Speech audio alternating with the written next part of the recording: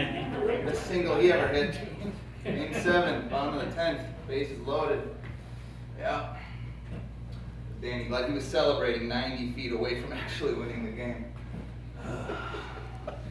Jack Morris, MVP of the series, 10-inning shutout in Game 7. Unbelievable. And let the celebration begin. Yeah. 1991, last time Minnesota felt any conceivable championship. Welcome to Tortured by Numbers, past quarter century of pro sports in Minnesota.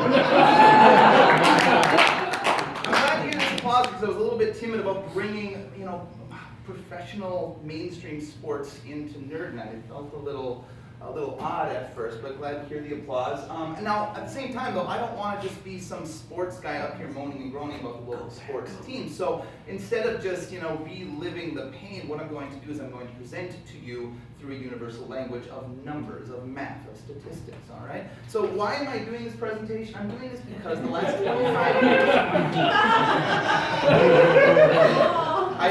Whatever. The last 25 years, pro sports in Minnesota has been incredibly, incredibly unique. I know it's been painful too. I already get the sense that a lot of you are going to be going through the pain this evening with me. But that pain, as I found out in my research, is actually incredibly important. And we'll get to that. So a recap for those that know and an introduction for those that don't. We have in Minnesota Twins. The Twins, they are our baseball team. The Timberwolves, they play basketball. We have the Wild, they are our hockey team. Now, it's kind of cut off here, but the North Stars 25 years ago were our hockey team, but now it's the Wild, and of course we have the Minnesota Vikings. Now, I'm going to introduce you to a concept you all know very well. It's a simple math concept, and that concept is zero. We have 0 championships in the past 25 years. Now, not only that, get this, between the 4 teams that we've had a 90 combined opportunities to win a championship, yet we have a 0. Now, not only that, but we have not even shown up to vie for a Super Bowl or a World Series. We've not even been there in the past 25 years. No NBA Finals, no Stanley Cup Finals for us. No, we haven't even made it there. So at first, it's just a number, but let's take a look at the law of averages and see exactly how goofy that really is. So, law of averages. Major League Baseball, the National Hockey League, and the NBA, the National Basketball Association, all have 30 teams in the league. Now, the NFL has 32, but just to make it nice and clean, let's assume that all of them have 30. That would mean that each of our teams has a 1 in 30 shot, mathematically speaking, of winning each year. Obviously, there's some teams that are better than others and are favored more and such, but whatever. Mathematically, a 1 in 30 shot. This would also mean we have a 1 in 15 shot of showing up to be one of those last 2 teams fighting for it at the end. So on average, Minnesota should have, in the past 25 years, 2 to 3 championships and 5 to 6 trips to a championship round, yet we have 0 of both. Now, what are the odds of this happening? 4 teams going 25 years without even showing up to a championship round? Well, it's about 500 to 1. To bring this into Dungeons and Dragons terms, you've got to kill the dragon, and the only thing you need to do is to take a 100-sided die and a 5-sided die and make sure they're both not 1s, and then rolling them and they're both 1s.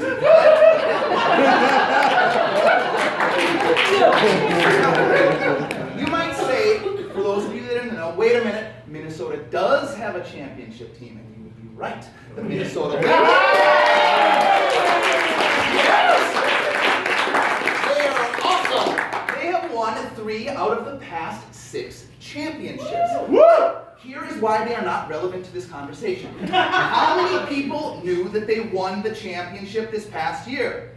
You did? Way to go, liars, because they did.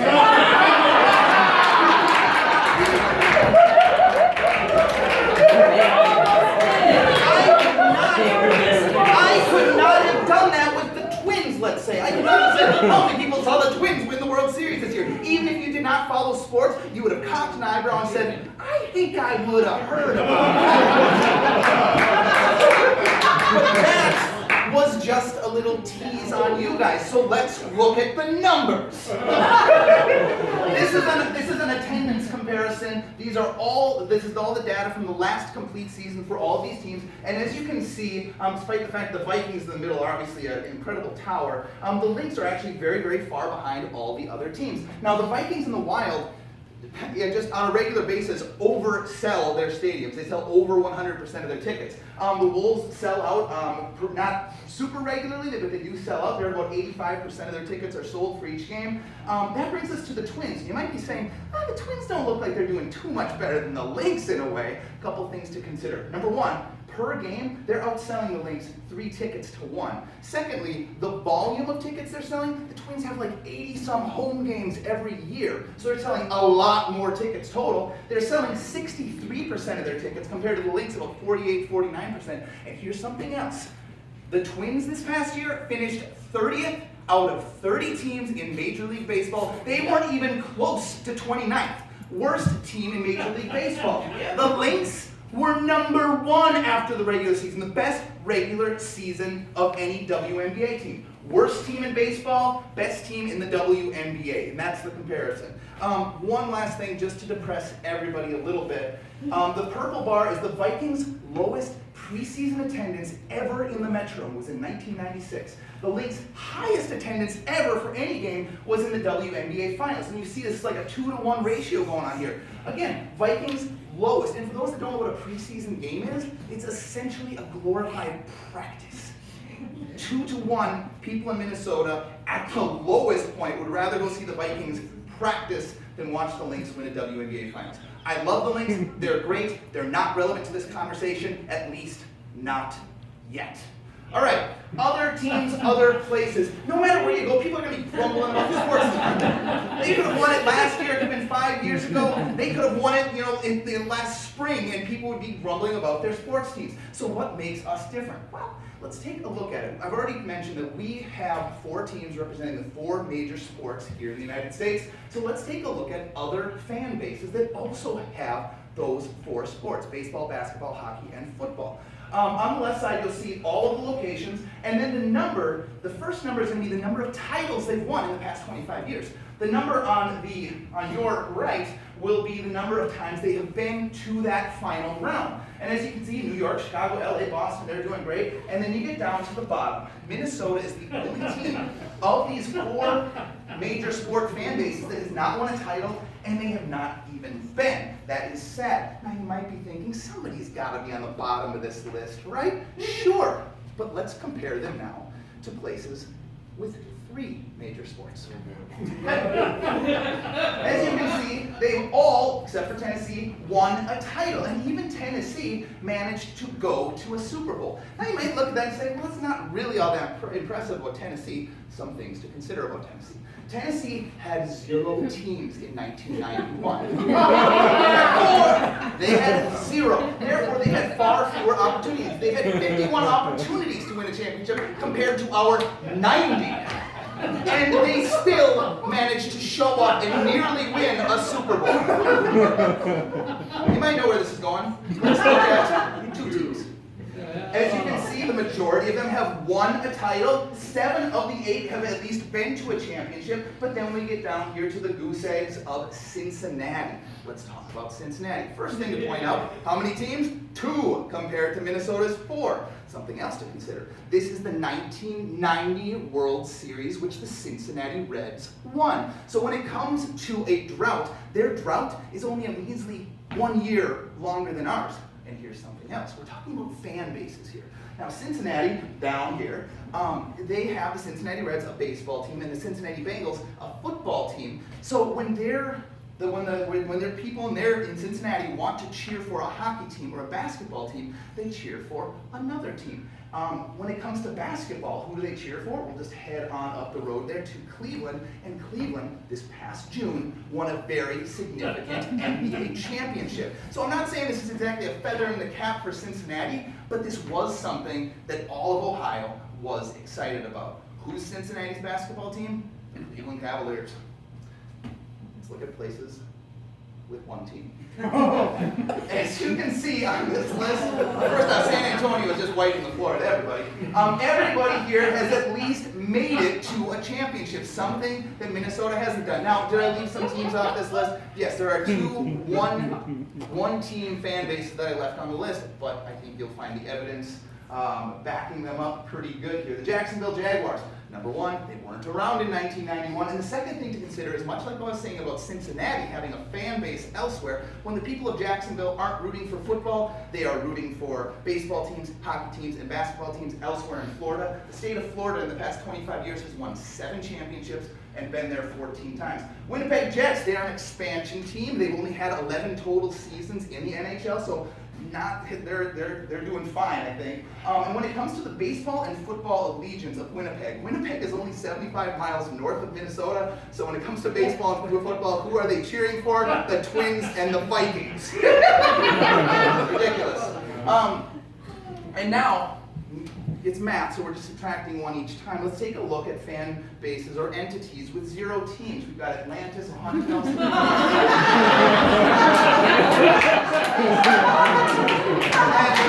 do the math.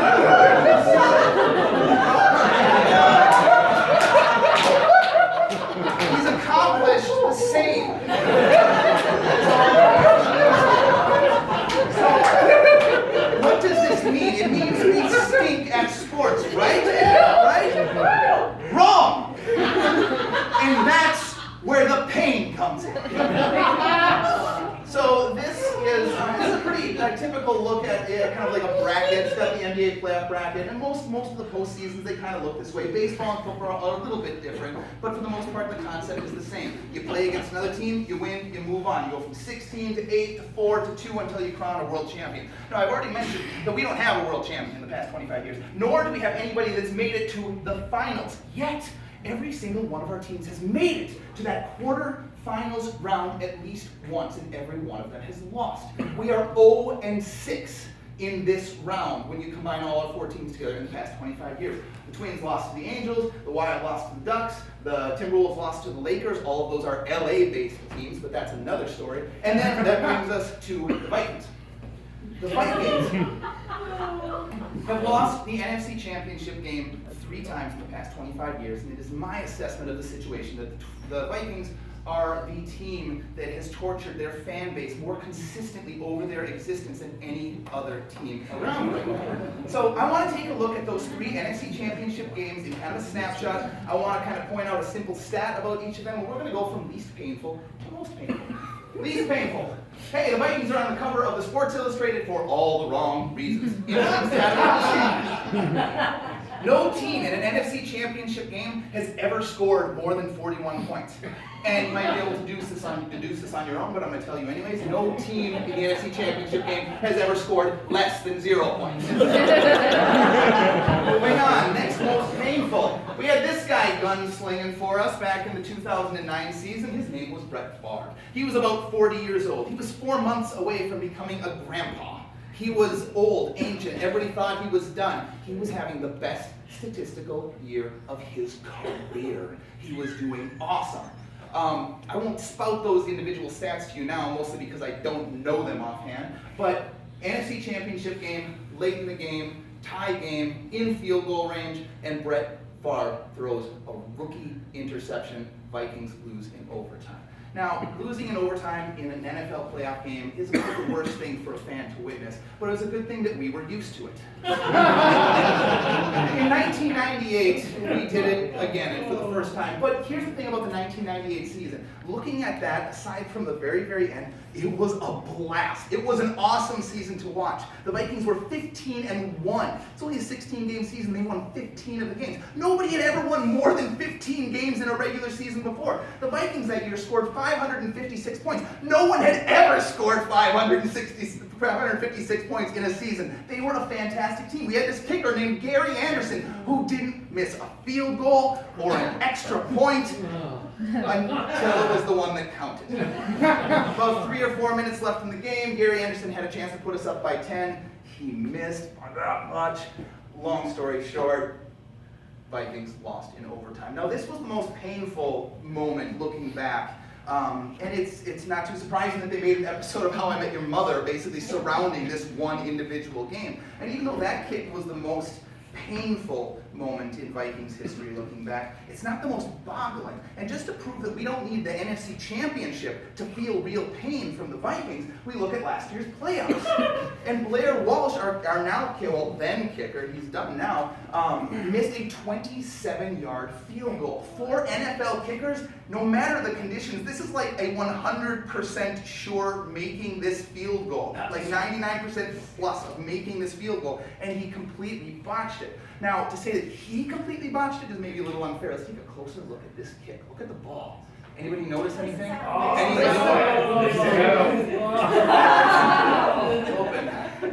Thank you.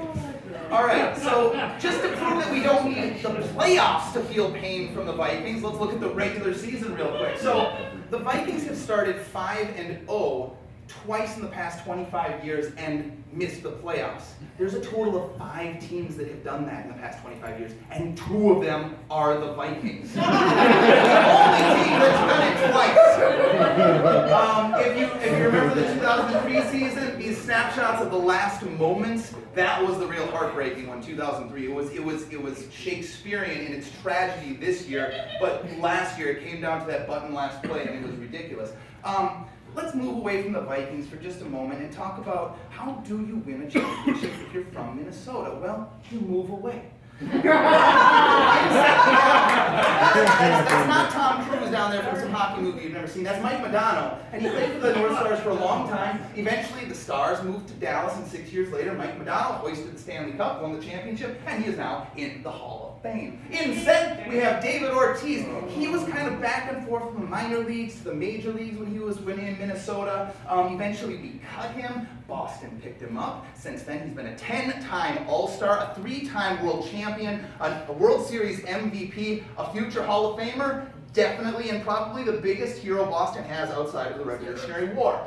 In second, we have Kevin Love, the second greatest player ever to play for the Timberwolves, a rebounding machine. He stuck it out with the Wolves for a very, very long time. Eventually got sick of losing, left, went to Cleveland. 2 years later, after a year of injury, he won an incredibly significant championship in Cleveland with his buddy LeBron James. Woo! A future Hall of Famer, probably. Instead, we have Kevin Garnett, the best player ever to play for the Timberwolves. He was with us for double-digit seasons. He won his first and only MVP with this team, made it to the Western Conference Finals, but that was it. Left, went to Boston, hoisted the NBA trophy the very next year. Now, I strayed away from the stats for a little bit there, so I'd like to get back to them. And I'm going to get back to them in a way that might seem a little weird at first, but stick with me. The biggest snowfall in recorded history in Minnesota was 36.9 inches. Many of you might remember this. It began on October 31st, 1991. This was the Halloween blizzard, yeah? People remember this? Sure, why not? What you might not be putting together just yet is that 3.5 days earlier, this was happening. Yep. Now, if you connect those, you just think about the possibility of the Twins, our last Minnesota championship happened on October 27th. 3.5 days later, half a week later, some entity from above dumps tons and tons of snow, more snow than Minnesota has ever seen, down on us. I look at this and I think that this was a reminder that we needed to stay tough. We live in a harsh, harsh climate. If you haven't been outside in the past 2 weeks, you might not know what I'm talking about. But if you have been outside, you do. We're a tough people. We don't live here because we're wimps. And guess what? Toughness isn't a talent. Toughness is a skill. You need to take care of it. You need to foster it. It needs to be practiced. Our teams losing keep us tough. I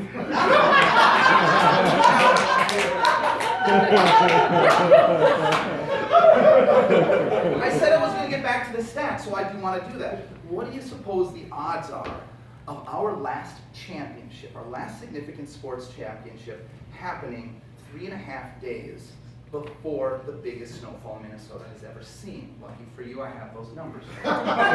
20,000 to 1. I did the math. I took in every consideration that I could to come up with this number. 20,000 to 1. that brings me to my last slide, and it's a sports still, and I think it's the most significant, most meaningful shot of any sports of all time.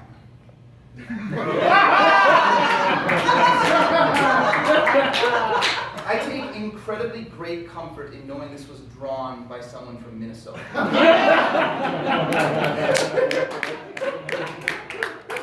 Now, the cells of the comic leading up to this moment, we all know what's going to happen. It doesn't matter the determination in Charlie Brown's eyes. It doesn't matter that he's getting the running start that you know he's supposed to. We know what's going to happen. We absolutely do. And Charlie Brown is symbolizes us, where we have this continual loss. We continue to fail. Yet, it's his commitment to success that we need to kind of hold on to here.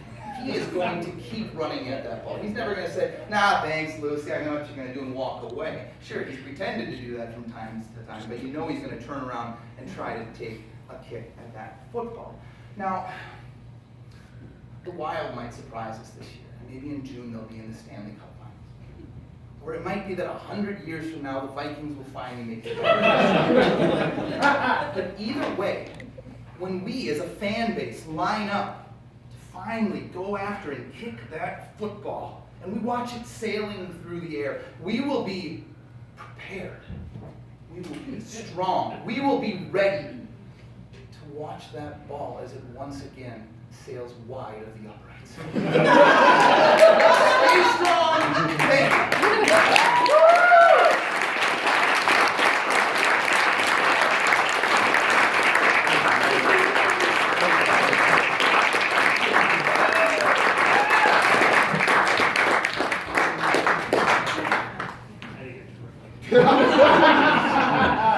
How about back here, then we'll get around. Did you have another hockey team in there somewhere? Like the Minnesota Moose? The Minnesota Moose were an IHL team, the International Hockey League. Okay.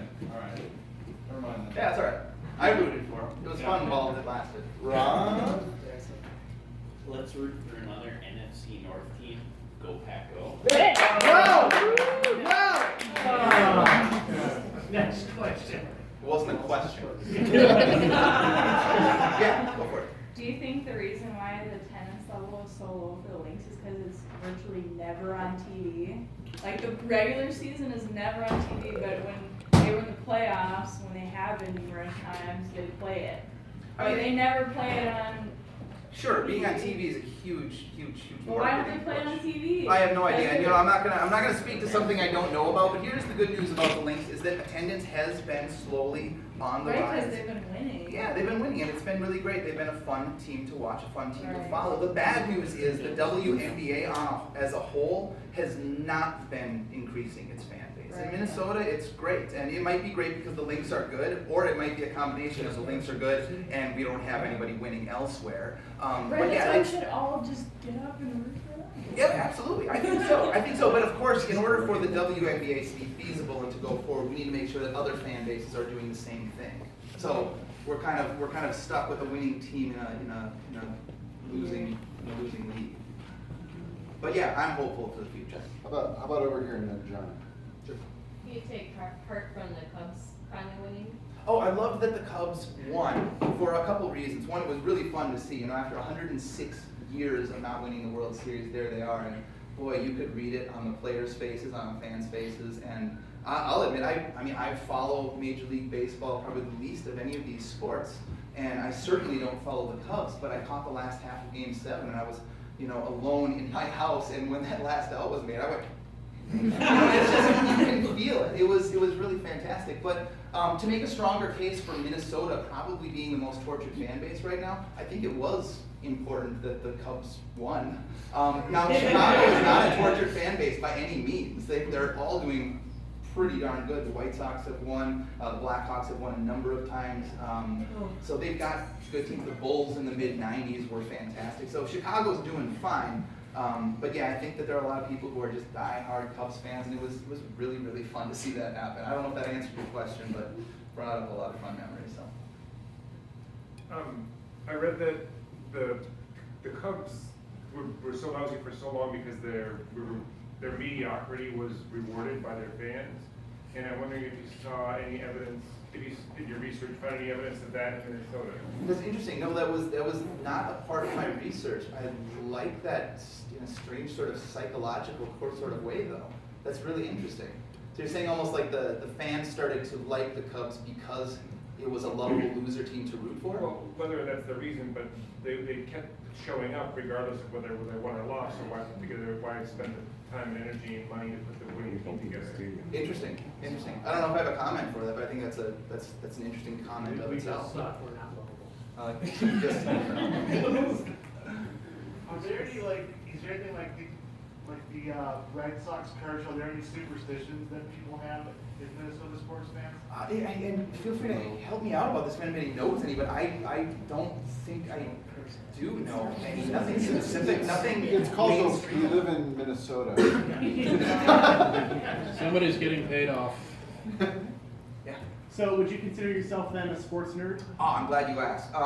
No, I wouldn't. It's weird to say, but I really wouldn't. I think that in regards to this presentation, I'm not a stats nerd, I'm not a math nerd, I'm not a meteorological nerd, I'm not a sports nerd. I think I'm a nerd of pain and purpose in a weird sort of way. That's interesting. Yeah, so thanks for asking that. I don't think I'm a sports nerd, but I think there's so much purpose and obviously pain involved in this. I think that's where the nerdiness lies. You haven't asked the question. You ever think about the collegiate level where the college hockey and UMD's won a national championship? They've won in, I think it was 2 years ago, and then the Gophers won in 2002, 2003. Did you ever look at that a little bit as? I didn't consider because there's so much to consider when it comes to collegiate sports. There's so many colleges in different fan bases. How many colleges are based in and around the Twin Cities and around the state of Minnesota and then around all of these different states. There's way too many factors to consider. And I think that a championship from UMD or from the Gophers or from whoever in the state of Minnesota affects our fan base probably about as much as the Lynx do. And I think that a UMD championship in particular does not affect the state of Minnesota hardly at all one way or another. I don't think we wake up the next morning and be like, yeah, or I don't think it affects us emotionally. So just wanted to stick to the professional widespread sports that definitely have a long reach, especially as the marketing of this concerned. Ron, is this actually a question? Yes, it's actually a question. Okay. Alright, so there are 21 free agents going into Minnesota after this offseason. You have 11 relevant ones in Matt Asiata, Okay, you're talking football. Chad Greenway, Matt Khalil. What do you think the importance to re-signing the veterans in the offseason versus letting them go? I honestly have no comment. This is the part where I'm not a sports nerd really comes into play. I think the numbers are interesting. I think the storyline is interesting. I think where this is going is interesting, but I'm afraid I don't have You have essentially Chad Greenway is probably going to retire. You have a bunch of retirees. This sounds great, but it's a one-sided conversation. It sounds like a great conversation. We're out of the